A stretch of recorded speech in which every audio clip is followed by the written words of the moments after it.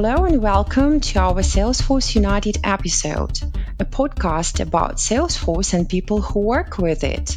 Here we discuss engineering discoveries, professional secrets, and careers of our guests. I'm Olga Dmitrieva, a Salesforce software testing engineer, and to my delight, your host. Unfortunately, my colleague Volha will not be able to participate in our episodes anymore. So let's send her good vibes and wish good luck. And in this regard, let me introduce my new co-host, Elena Ulyanova. Elena is a software testing engineer with more than 7 years of testing experience in Salesforce and 13 years of testing in total. Elena is also a certified Salesforce Sales Cloud consultant and administrator. Elena, welcome aboard. Thank you, Olga, for the introduction. My pleasure to be a host of today's podcast. Okay, so get comfortable and let's get started. In today's episode, we will be focusing on Sales Cloud, an all-encompassing platform that empowers sales teams to work smarter and close deals faster. And today we have a very special guest with a background rich in business analysis and a deep understanding of Salesforce. Please join me in welcoming Norbert Balogh. Norbert isn't just a lead business analyst, but also holds certifications as a Sales Cloud consultant, Salesforce administrator, and business analyst, and many more. Welcome to the podcast, Norbert. Thanks for having me, and greetings to the people listening to the podcast. Okay, hello Norbert, nice to hear you. And today we are speaking about Salesforce Sales Cloud. So you are the certified Sales Cloud consultant. From the consultant point of view, could you please tell the audience what Sales Cloud is about actually? And thank you for the question. I'm certain that the people who are listening to this podcast are already well educated on Sales Cloud. But if, however, this podcast reaches people who have the interest in starting to get involved with Salesforce, then for those I will try to do a brief summary. I think Sales Cloud Sales Cloud is basically a cloud-based customer relationship management application of Salesforce.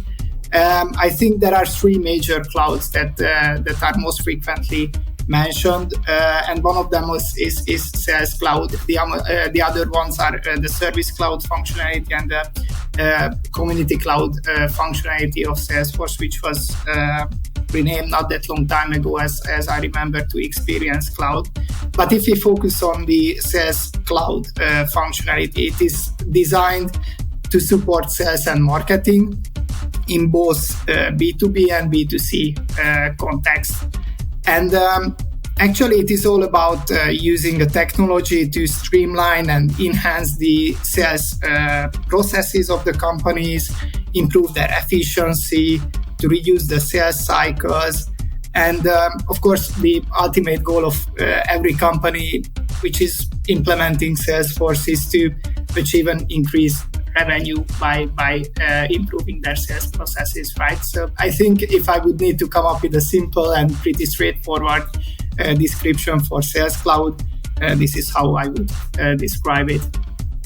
And could we be more precise and talk about the features that are included in Sales Cloud and moreover the impact that the implementation of these features may have on sales performance and productivity of a company which is supposed to use Sales Cloud? So actually, Salesforce Sales Cloud have quite many features, but I think I will try to focus on the key features, such as the lead management, account and contact management, the opportunity management, and especially nowadays, now that the AI is getting more and more focused, sales forecasting and analytics are also heavily involved in most of the discussions, right?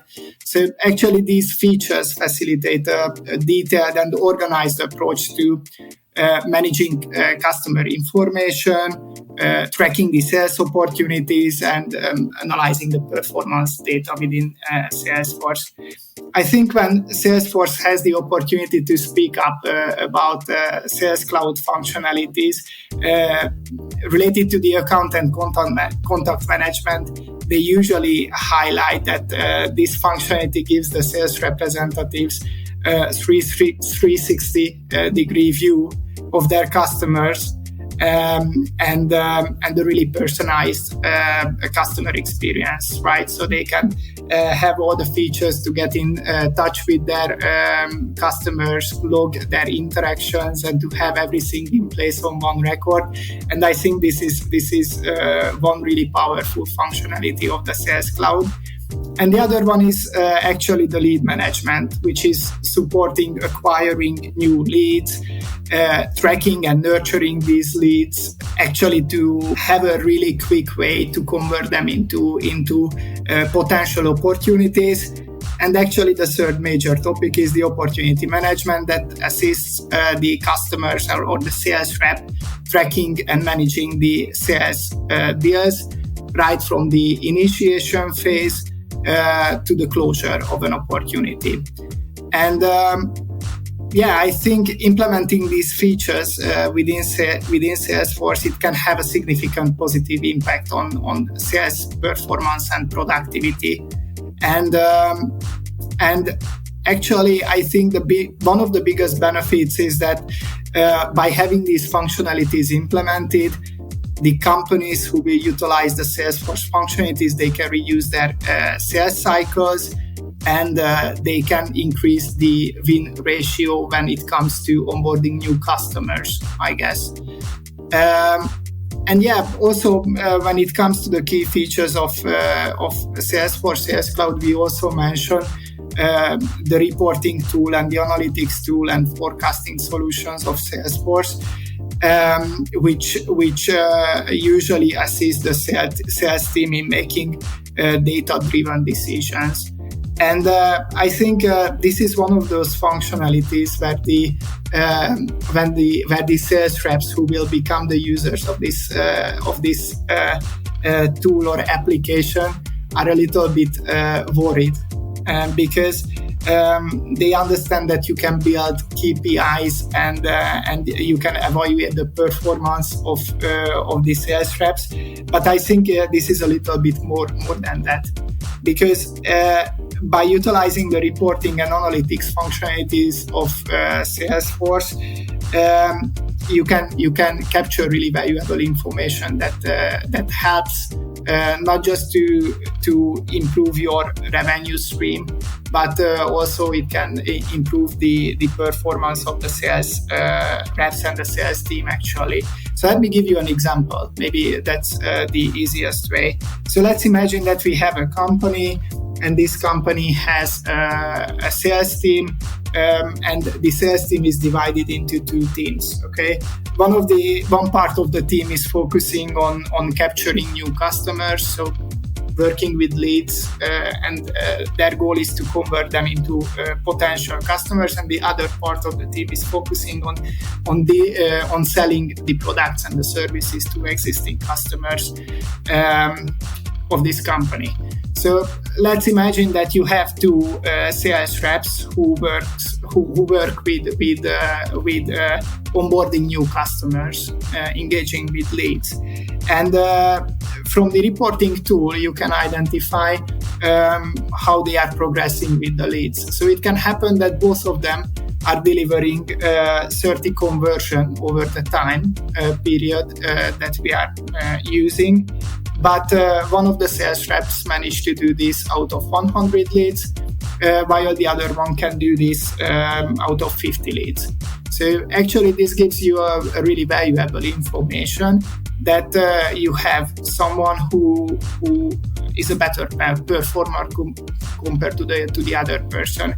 And actually I think this is where the functionality brings value, because you can get valuable information, because you can know that maybe the people has not that good soft skills, or they need some extra mentoring, or they just need to participate in trainings, or the other person can become a mentor to the less experienced colleague. So I think these are the functionalities that are most frequently used when Sales Cloud is implemented, and this is why it is valuable. And in a sense, Sales Cloud's features helping the businesses to grow as well and succeed, which is quite important in today's competitive marketplace, I guess.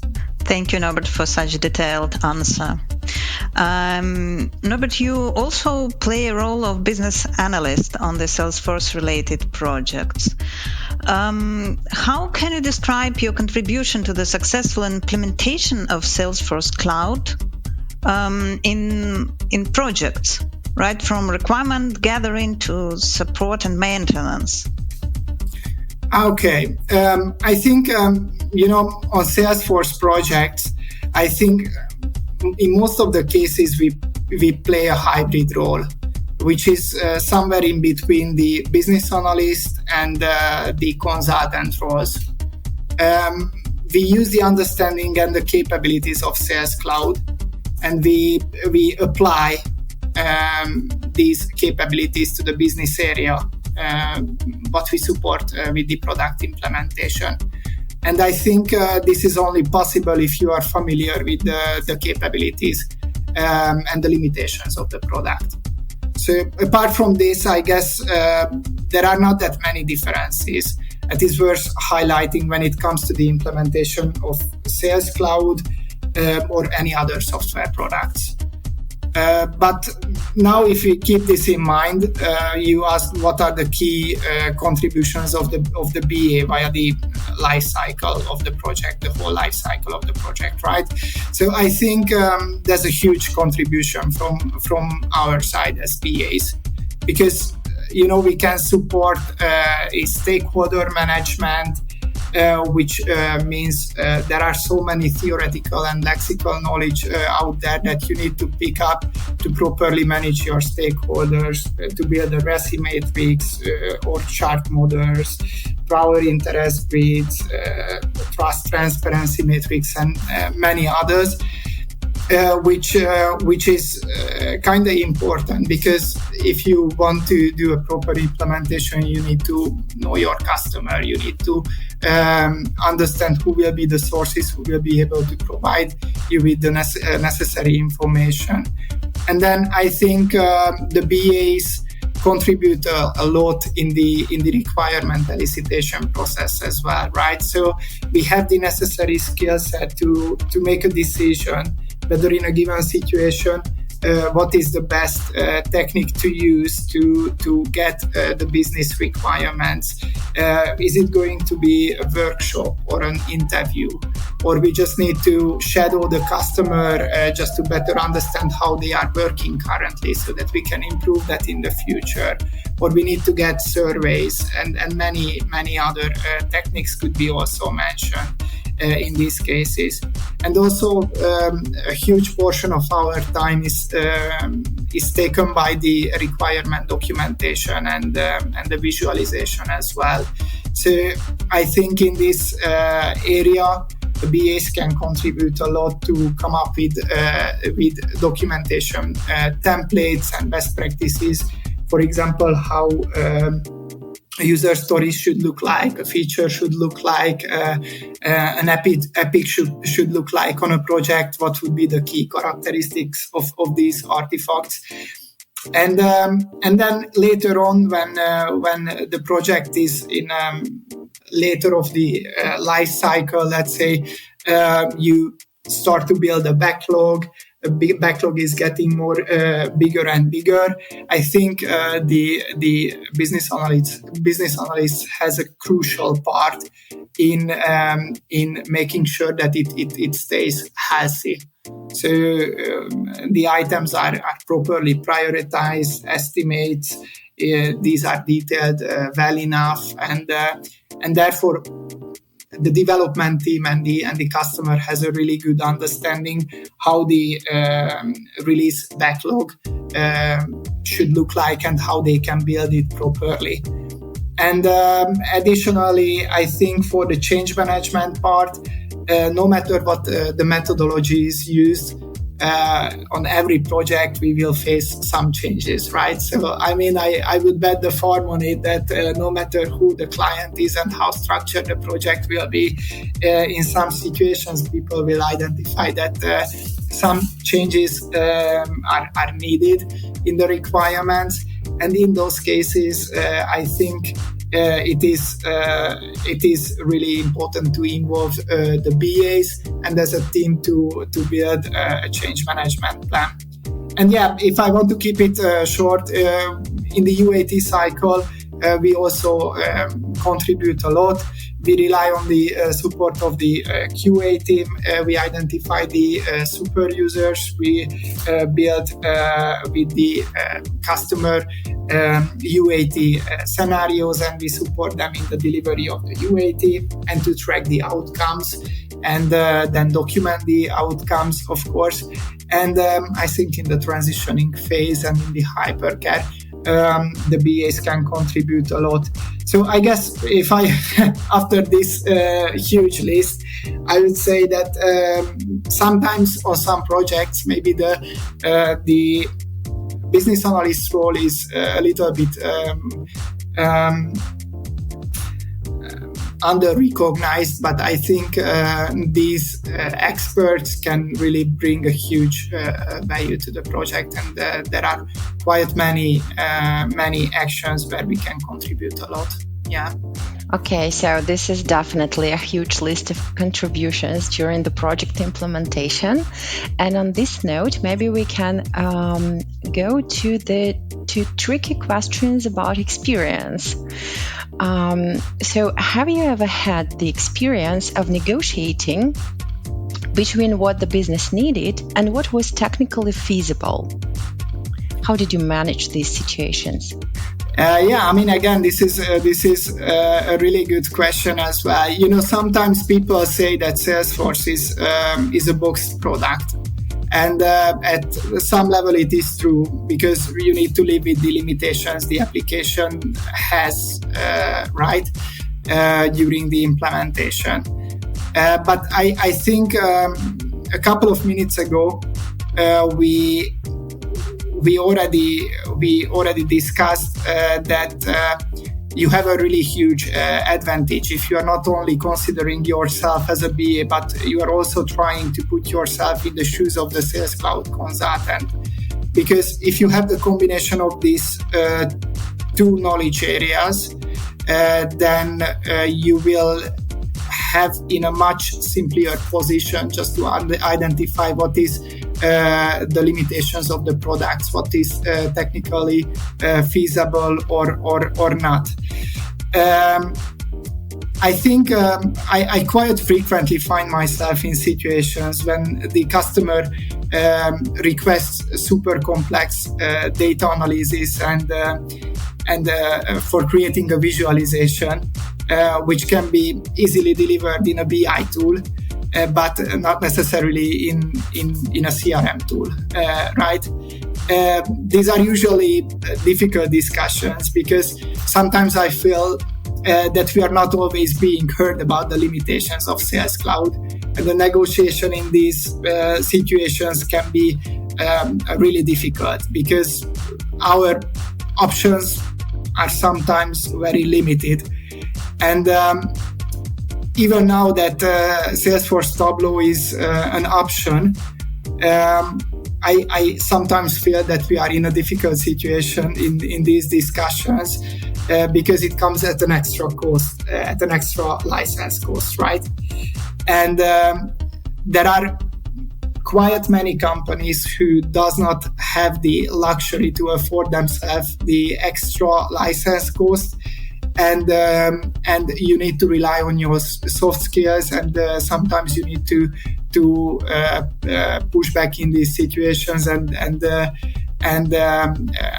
the customer what are the limitations, and maybe in this situation the solution is not always flexible enough. But to give you an example, on one of the previous projects, we had a customer who wanted to have a snapshot on how many patients do they have for various therapies at a given hospital account, and many countries were adopting this new way of working, and however they had slightly different standards in Japan and in France. We really needed. We found ourselves in a really tough situation, right? Some countries consider their patients as active if they had a treatment on hold. Other countries did not consider them as active, and we had quite many discussions how we can display these treatments on the record page for an account record in Salesforce. Long story short, we received different requirements from different stakeholders, and we needed to come up with a compromise solution that would basically fit for them all. And the advantage here was that we could work as a team. And in the meantime, while we were discussing the business requirements, we also started to collaborate with the technical team. And the technical team managed to come up with a POC solution for the customer's requirement. I can still recall that we decided to engage by using the Lightning Web Chart.js component just to deliver a solution to the customer. And this was a really good kind of discussion, because this was one of those situations when we had the understanding that we are going to hit a limitation, but eventually we tried to find a workaround where we could only deliver a simplified version of what the customer requested, but we could still make some compromises. And actually the customer also identified how complex the requirement was, and they were open to move forward with the simplified version of this solution. So I think in this situation, it is really important to understand the business requirement, and the more you understand the business requirement, it can become much more easier to find a solution or a workaround, even if it is simpler compared to what they generally requested. Yeah, so I think there can be mentioned many other examples for these situations, because as we already mentioned, we work with a solution which already has some of the available out-of-the-box available functionalities, and in some cases we will hit limitations and we need to work with these. Yeah. Okay, so and now I would like to ask you, how do you usually stay informed about the latest developments and features in Salesforce?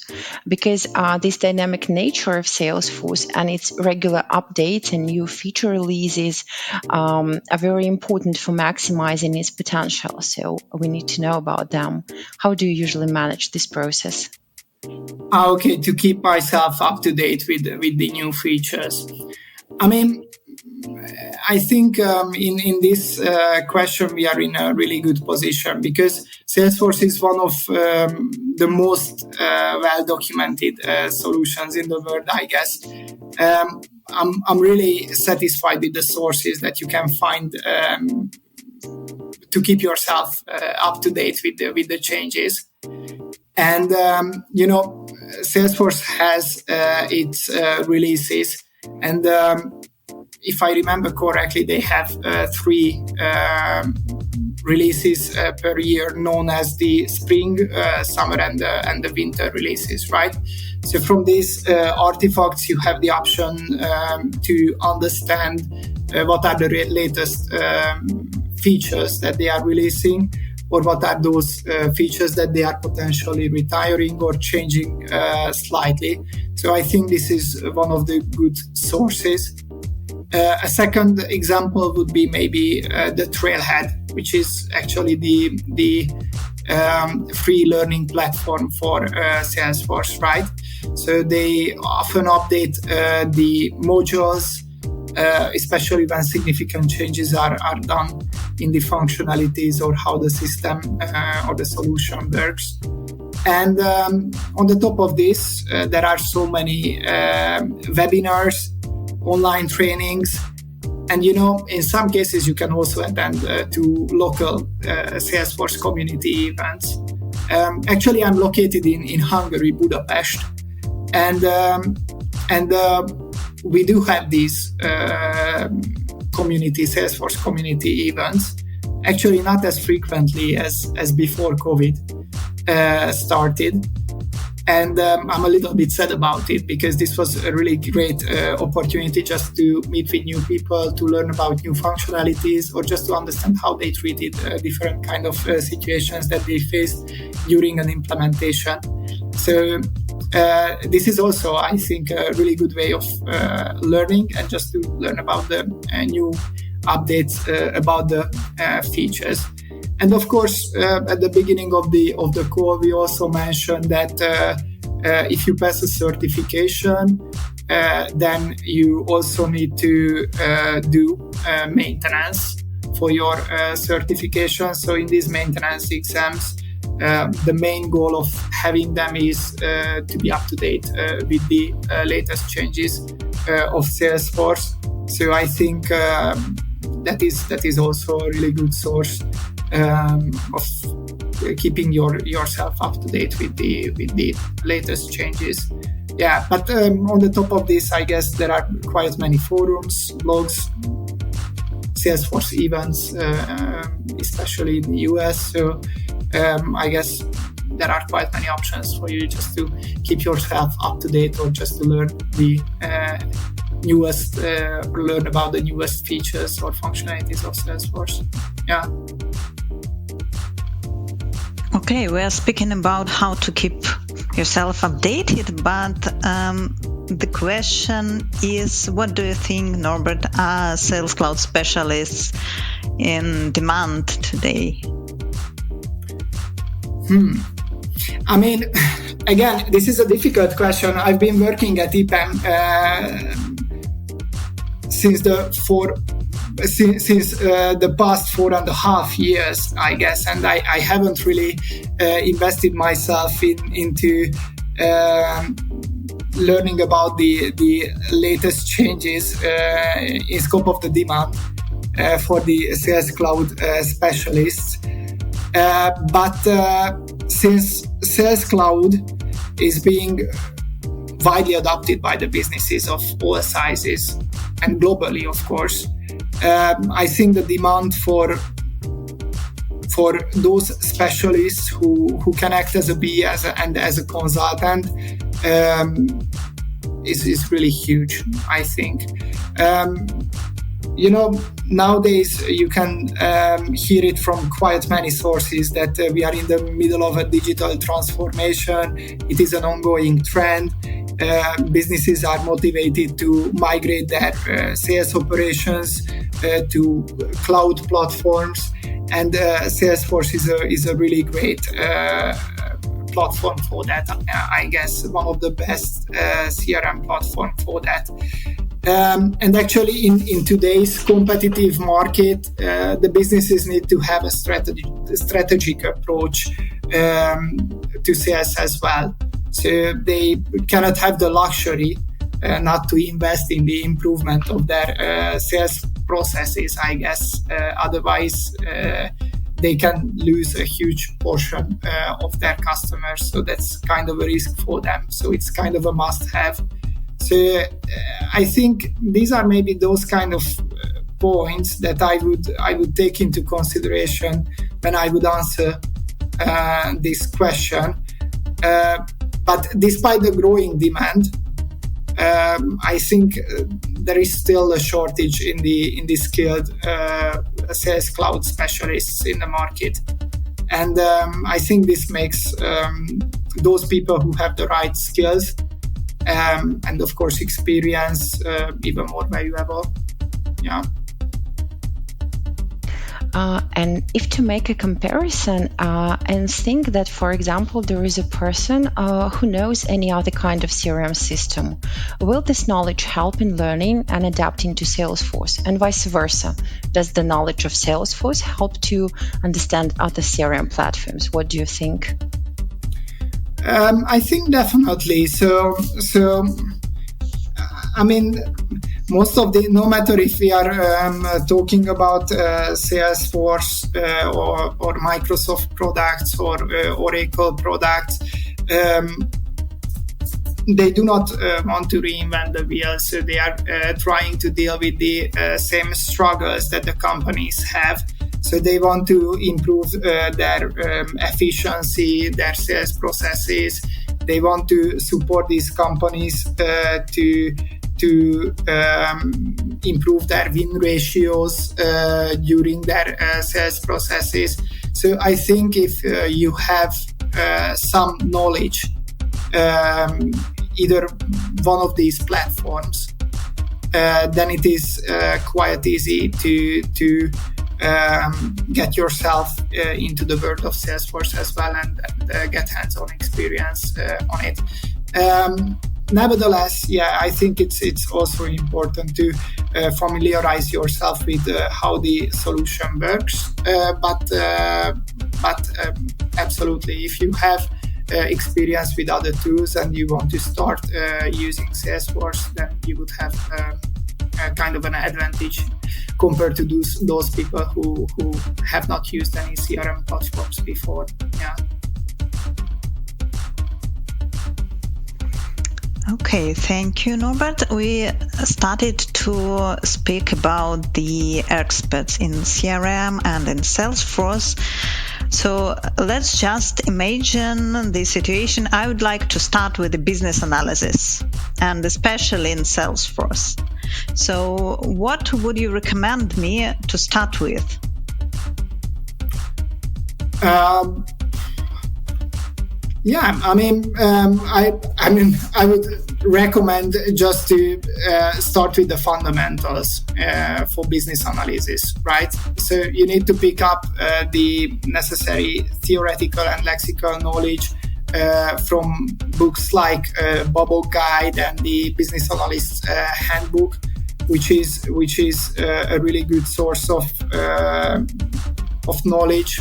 I mean, there are quite many people who does not really enjoy investing time in these literatures, but I think it really has the advantage to pick up these necessary skills and traits from these knowledge sources, and then you can participate in quite many initiatives. So, for example, in Hungary, we at IPAM Hungary we have a course which is called as BA Academy, and this lasts for like 12 weeks, and there are quite many modules included in it, and it is a super useful course just to frame your BA knowledge. So I think that's again a really good way of getting yourself started in the BA role. And actually, since this is a Salesforce podcast, Trailhead is also a good source of picking up the theoretical knowledge. And actually, it is free, so you have the option just to create a sandbox environment for yourself, and you can put the things that you learned into practice, and it can really help to grow faster, I guess. So. And of course, there are quite many other sources as well, such as Focus on Force. At some level, if you finish some of the trails on Trailhead, then I think that's also a really great source of learning.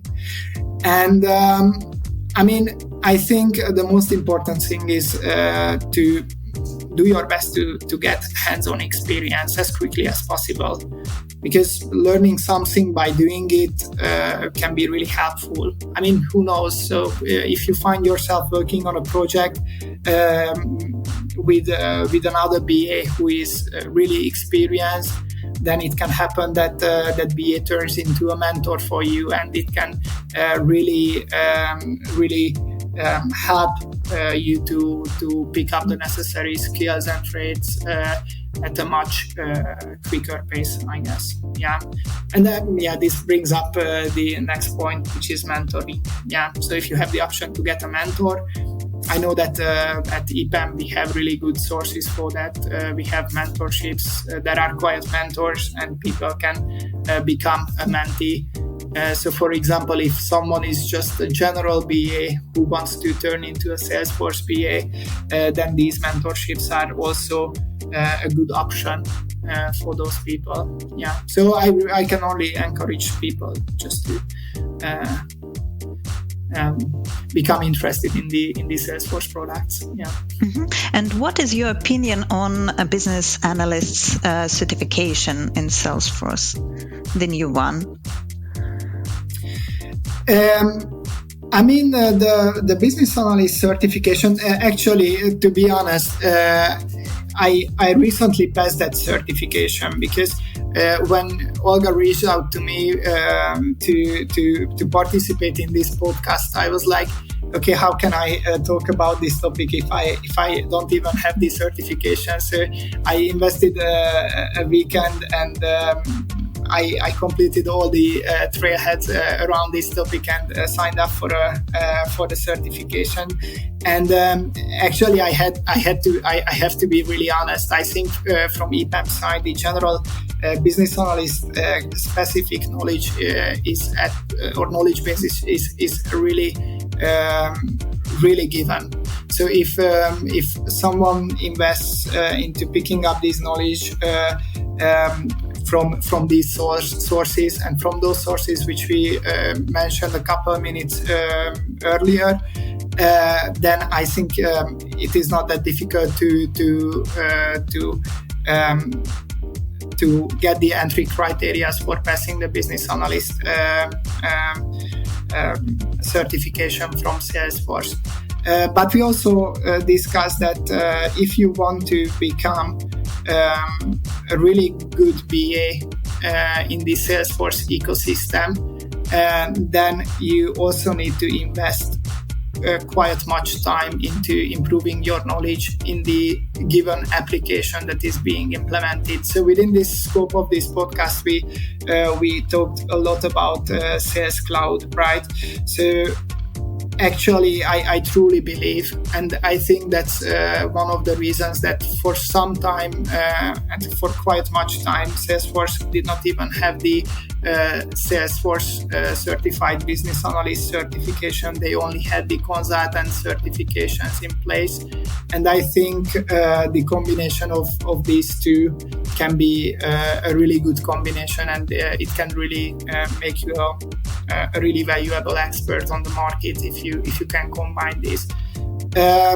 Nevertheless, my honest opinion is that these two certifications should go hand in hand. So if you want to become a really good BA, then you should go for both of these certifications. Yeah. Okay, so thank you very much for the explanations, and we got the idea that technical skills are very important, especially for any cloud you're going to work with. However, soft skills also play a significant role in the successful execution of a role.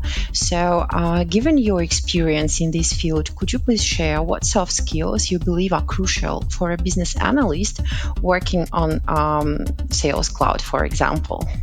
Yeah, I mean, I think this is not only true for Salesforce, but basically for all kinds of projects, right?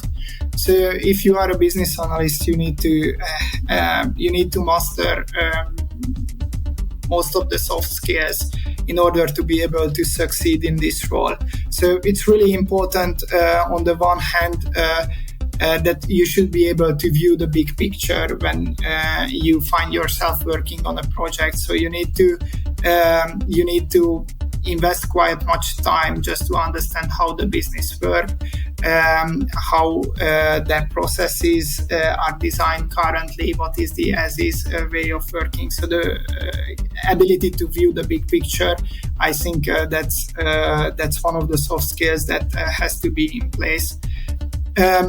Of course, empathy and maturity should be also something that I would mention, because there are quite many projects which last for many years, and you cannot really avoid situations when you will need to rely on your conflict resolution skills.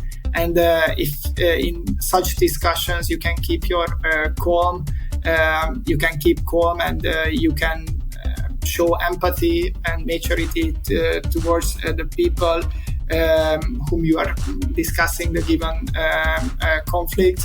And it's a must-have soft skill.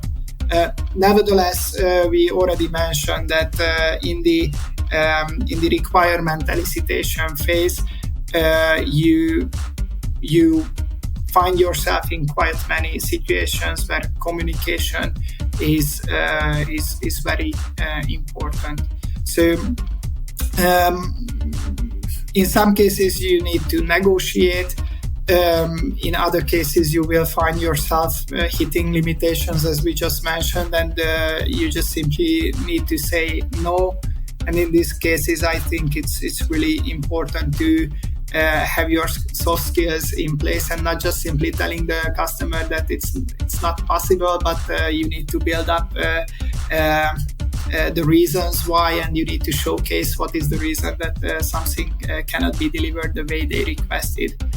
And of course, we also mentioned that the BAs will participate in quite many events where they will need to interact with the customers. We will have demo sessions at the end of the releases, for example, or we will conduct QAT sessions where the moderation skills are really valuable if someone has them. So you need to prepare for these sessions. You need to make sure that you as a host can manage these situations really properly, and of course you can get even more self-confidence from these sessions if you manage to deliver them properly. So I think self-confidence is also one of the soft skills that comes in handy.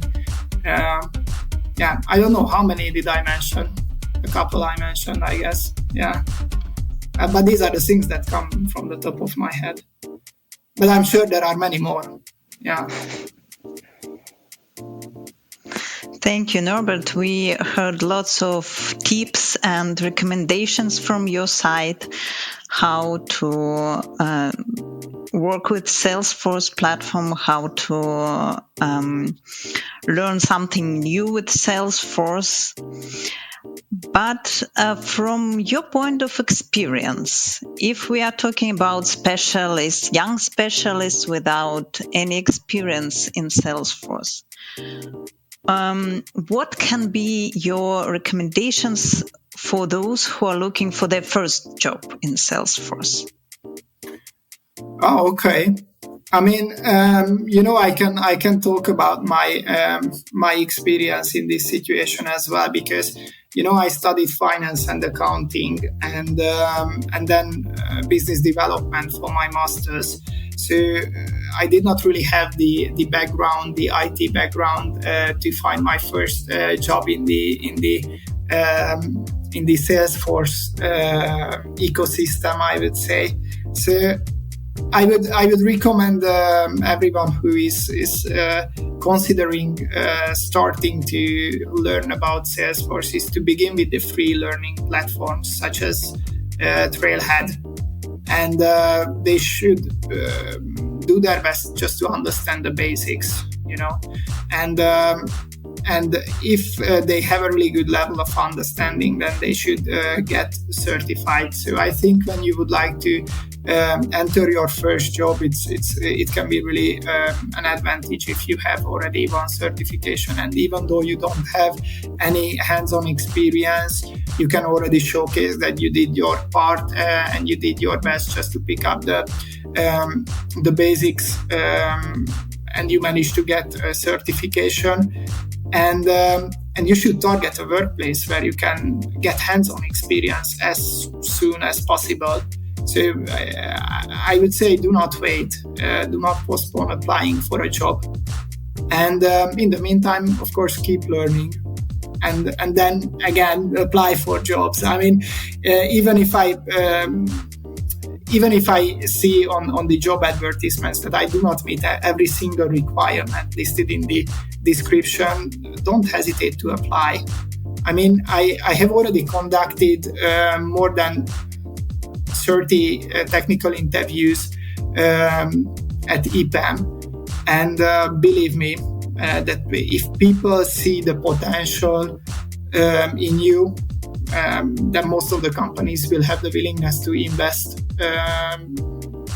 in your professional growth.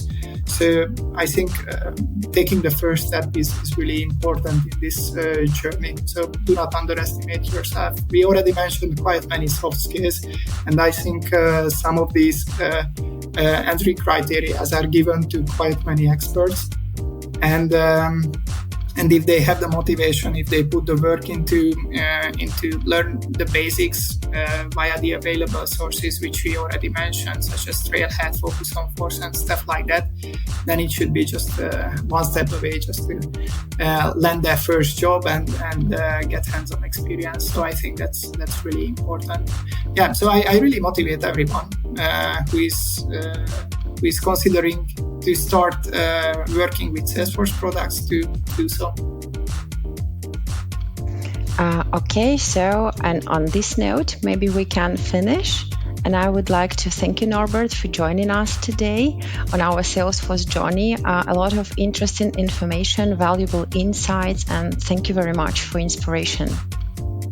Thank you for having me. And I mean, the pleasure is all mine. Yeah, you're welcome. Thank you, Norbert, for a very interesting conversation. And thank you, dear listeners, for being with us. As always, we will be very happy to receive any comments, questions, and ideas. And if you like the podcast, please rate it on the platform and share with friends.